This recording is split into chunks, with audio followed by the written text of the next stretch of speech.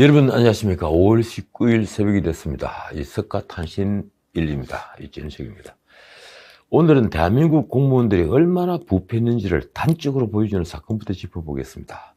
어제 조선일보 헤드라인은 이렇습니다. 유령 세종청사 짓고 로또 아파트 받고.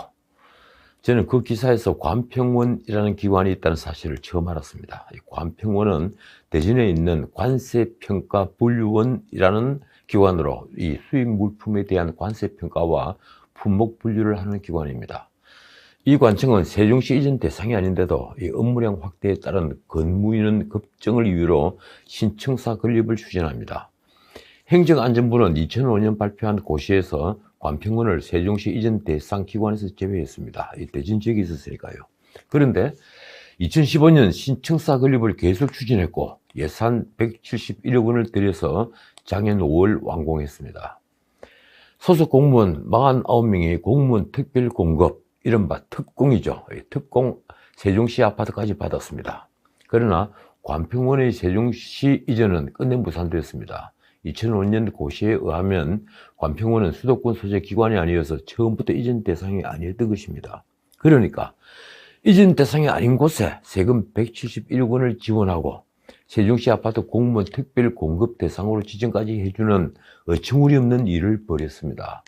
문제가 커지자 어제 행안부 장관 출신인 김부겸 총리가 국무조정실에 이 관평원의 세종시 청사 신축과 아파트 특별 공급과 관련해서 엄정한 조사를 지시했습니다. 그는 엄정조사에 위법사항이 확인되면 수사 의뢰 등 필요한 조치를 취하라면서 관평원 직원들이 특별 공급 제도를 통해 세종시 아파트를 받아 수억 원의 시세 차익을 올렸다는 의혹에 대해서는 위법사항 확인과 취소 가능 여부에 대한 법적 검토를 하라고 주문했습니다. 그런데 관평원의 세종청사 건립 추진에 기재부는 행안부와 협의도 안 된 관평원 청사 건립에 왜 예산을 배정했을까요? 신문은 관세청의 기재부 외청이기 때문에 이 예산 심사도 느슨했다고 썼습니다. 팔이 안으로 굽는다는 거죠. 세종시 건설을 책임진 행복청은, 그리고 행복도시 이 건설청이죠. 이 행복청은 관평원의 청사를 지을 땅 매매를 승인해주고 관평원을 특공 대상 기관으로까지 지정해 주었습니다. 2018년 행안부는 이 사실을 알고 제동을 걸었으나 관평원과 관세청은 공사를 강행했습니다. 당시 관세청은 한진그룹 고 조양호 총수 일가를 밀수 혐의로 압수수색하는 경제검찰로 그 윗세가 아주 당당할 때였습니다. 관세청장이 검사 출신이었죠. 2019년에는 행안부 장관까지 나서서 감사원에 공익감사를 청구했는데 유야무야 됐습니다. 관세청은 세종시 이전 기관으로 인정해달라고 청와대 로비까지 벌였습니다. 그런데 규정 때문에 끝내 무산됐습니다. 그 결과 세금 171억 원을 들인 청사는 현재까지 1년째 이 빈 건물로 남아 있습니다. 유령 건물이죠. 그동안 특공 아파트는 관평원 직원 82명 가운데 49명이 받았습니다. 이 특공 아파트는 주변 시세보다 분양가도 훨씬 낮아서 상당한 차익을 챙길 수 있는 아파트입니다. 이들은 2억 몇천만 원에서 4억 몇천만 원까지 이 분양을 받았는데 4억 원에서 10억 원 가량 차익을 누렸습니다. 이 관세청의 변명이 이렇습니다. 아파트 특별 공급을 노리고 청사 이전을 추진한 것이 아니다. 처음 이전을 추진할 때에는 행복도시 건설청과 우리 모두 이전이 가능하다고 판단했다. 정말 그렇습니까? 그러면서 세종시 아파트를 분양받은 직원들은 분양을 받을 당시 청사 이전이 추진 중이라 위법이 아니라고 했습니다. 세종시 관평원 청사는 말씀드린 대로 지금 유령 건물입니다. 지하 1층 지상 4층에 건평 4,915평방미터, 그러니까 1,487평 정도인 아주 멋진 외관입니다. 관평원 직원은 77명으로 정부가 정한 1인당 청사 면적 최대치를 초과한 건물이라고 합니다. 이 관평원은 2003년 불과 23명이었던 직원이 지금 77명으로 늘었는데 그래도 1인당 업무시설 면적은 63.8평방미터, 그러니까 약 19평에 달해서 정부가 정한 지방의 공공기관 1인당 업무시설 면적 최대치를 56.53평방미터로 했으니까, 그러니까 약 17평이니까 그걸 훨씬 초과하고 있는 겁니다. 관세청 관계자의 변명이 이렇습니다. 이 관평원은 관세청 부속기관이면서 동시에 시험 연구시설에 해당되어 대통령령인 현행 정부청사 관리 규정의 대상이 아니다. 어쨌든 제 생각은 이렇습니다. 이 건물을 그대로 유령 건물로 두어서 후세의 교원으로 삼으면 어떨까요? 그 건물 앞에 당시 행안부, 기재부 장관들과 그리고 관세청장, 행복청장 이름과 사진을 걸어두면서 말입니다. 관평은 직원 49명이 특공 아파트를 분양받아 엄청난 차익을 거둔 것이 밝혀지면서 유사 사례가 언론에 속속 보도되고 있습니다. 이 세종시로 이전했다가 몇 년 만에 다른 지역으로 다시 이전한 공공기관 직원들이 특공으로 세종시 아파트를 분양받은 사례도 드러났습니다. 다들 한몫 잡았죠.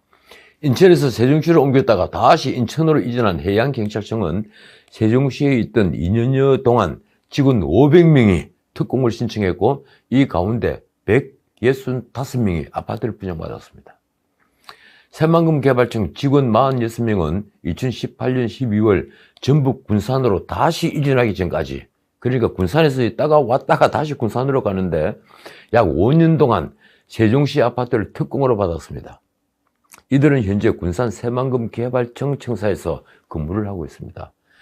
대구에 본사가 있는 한 섬유기업은 2019년 5월 세종시 특공 대상으로 지정돼서 직원 5명이 아파트 특공을 받았는데 실제 그 직원들은 사무실만 세종시에 차려놓았지 근무를 하지 않아서 행복증에 적발된 사례도 있습니다.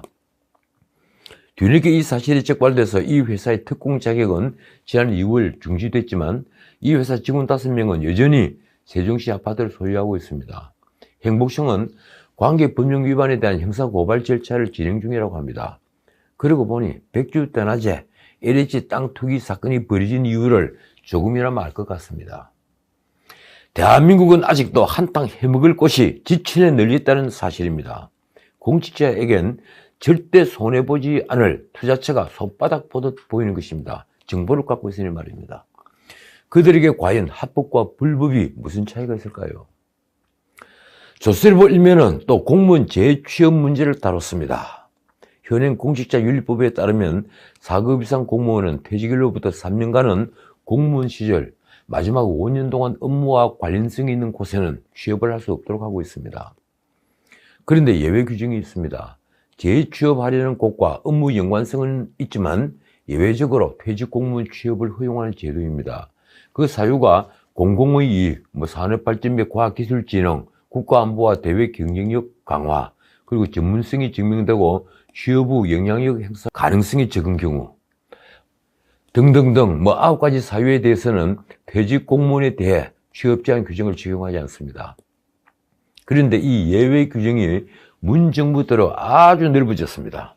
이 공직자윤리위 취업심사 자료에 따르면 문 정부 직전인 2016년 73%였던 예외 규정 심사 통과율은 작년 2020년에는 무려 90%까지 올랐습니다. 거의 다 통과되는 거죠.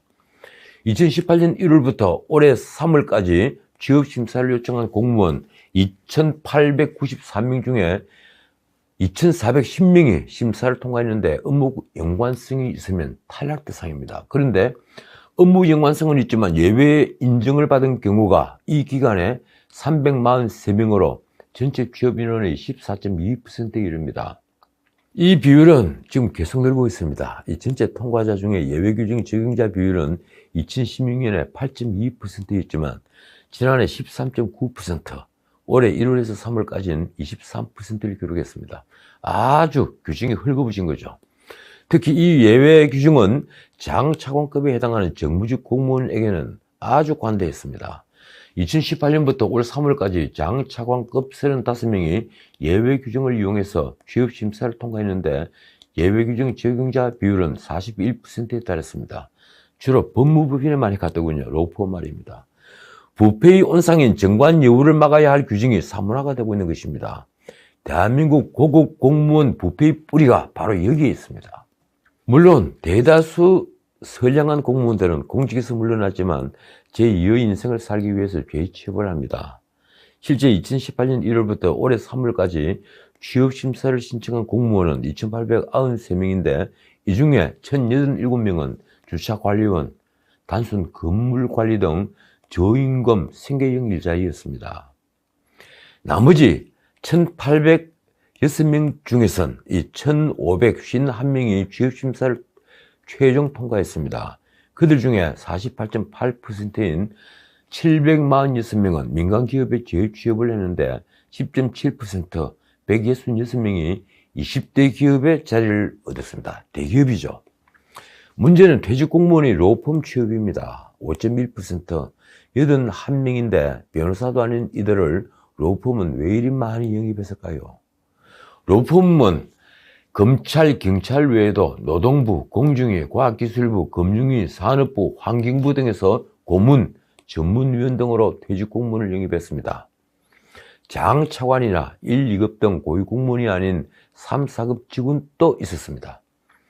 평소 청렴을 입에 달고 살던 사람들이죠. 숫자를 보면 로펌은 변호사 영입보다 이 각종 전문위원, 고문 영입이 2배 이릅니다. 이들이 로펌에 왜 필요할까요? 그들은 무슨 일을 할까요? 과연 그들이 모두 전문 지식 때문에 법률회사에 고액을 받으면서 몇 억씩이나 받으면서 고문이니 전문위원이니 하는 자리에 취업을 했을까요? 절대 아닙니다. 그들이 취업 이유는 로비 때문입니다. 바로 정관 예우 때문이죠. 로펌이 이 나라 공직자 부패의 거대한 온상이 되고 있는 것입니다. 이 나라 장 차관의 수준이 이렇습니다. 자, 이틀 전에 17일이죠. 이 민주당 소속 서울구청장 7명이 참석을 한 부동산 대책 특위 회의가 있었습니다. 이 자리에서는 현 정부 부동산 정책에 대한 성토가 마구 쏟아져 나왔습니다. 언론 보도를 보면 노원 영등포구 구청장은 재건축의 속도를 내달라고 했고, 강남구청장은 강남구 60%가 종부세 대상이라며 종부세, 재산세 부과 기준을 완화해달라고 했습니다. 보유세와 거래세를 높여 세금도 걷고 부동산 투기도 잡으려던 문정부 실정이 드러난 현장입니다. 구청장들이 지난 시민의 목소리가 이렇습니다. 집을 팔라는 거냐 말하는 거냐, 이게 세금이냐 벌금이냐. 이 구청장들은 급기간 공시가 상승으로 인한 과도한 세부 부담은 부당하다며 세제 개편을 요청했습니다. 1주택자 재산세 감면 기준을 공시가 9억 원으로 높이는 방안, 그리고 종부세 부과 대상을 공시가 12억 원으로 높이는 방안을 주장했다고도 합니다. 고령의 소득이 없는 실거주자에게는 재산세, 종부세를 모두 감면해야 한다는 지적도 나왔습니다. 사실 무엇보다도 일방적으로 올린 공시가가 문제입니다. 이날 회의에서도 6월 1일 이전에 공시가 산정 기준을 변경해서 정책 효과를 내야 한다는데 의견이 모였다고 합니다. 이 민주당도 재산세 감면은 공감대가 있는 만큼 빨리 안을 만들겠다는 입장입니다. 그런데 친문 핵심인 강병원 최고위원이 송영길 대표 앞에서 공개적으로 부동산 과세 완화를 막았었습니다. 송 대표 등이 민심 수습을 위해 재산세와 종부세 완화에 속도를 내자 친문이 반격 수위를 높인 것입니다. 강병원이 말이 이렇습니다. 부동산 특혜가 부자들 세금 깎아주는 특혜가 아니길 바란다. 그는 종부세 완화는 잘못된 처방이라고 날을 세웠습니다. 현행 9억 원인 종부세 기준을 12억 원으로 높이는 것은 결국 부자 감세라는 것입니다. 그런데 이상하지 않습니까? 세금을 깎아준다? 이 말이 정당하려면 과세가 수탈이 아니라 정당한 과세여야 합니다. 그런데 권력이 제 멋대로 공시가를 올리고 세율도 제 멋대로 올려서 세금을 매기고서는 세금을 깎아준다는 표현을 쓰는 게 합당합니까? 친문들은 국민들이 조세저항이 단지 부자들이 앙탈 정도로 여기지는 모양입니다. 그건 거대한 국민저항입니다. 그렇지 않아도 어제 매일경제는 미국의 부동산 보유세를 다뤘습니다. 이 미국 보유세는 취득가로 과세, 한국선 무조건 시세대로 세금 폭탄. 제가 늘 말씀드리지만 미국뿐 아니라 대부분의 선진국들은 보유세를 취득가격을 기준으로 부과하죠. 일부 지역의 시세에 따라 증감되는 경우도 연 2% 수준입니다. 집을 살 때 앞으로 부담할 세금도 판단 기준이니 그걸 정부가 함부로 바꿔서 집 구매자의 안정성을 해칠 수는 없기 때문입니다. 유튜브를 보신 분들은 잘 아시겠지만 미국에서 가장 주택가격이 비싼 곳은 실리콘밸리입니다. 이 실리콘밸리 소득 수준은 서울의 3배 정도인데 보유세 상승률은 연 2% 정도로 묶여 있습니다. 보유세율은 높지만 대신 거래세는 거의 없으며 장기 보유를 하면 세부 부담은 계속 줄어드는 구조입니다. 집을 팔고 옮겨갈 때에도 차액에 대해서만 과세를 하는 원칙이 있습니다. 고가주택에 대해 징벌적 세금을 매기는 우리와는 달리 기존 주택 소유자의 재산권을 인정하면서 인센티브를 통해 시장을 더 활성화하는 정책입니다. 그뿐 아니라 캘리포니아는 다주택자에 대한 보유세 중과가 전혀 없습니다. 과연 우리와 미국 중 어디가 더 합리적일까요? 자, 오늘은 여기까지입니다. 이 문 대통령은 부동산 문제에서 슬쩍 발을 빼고 있습니다.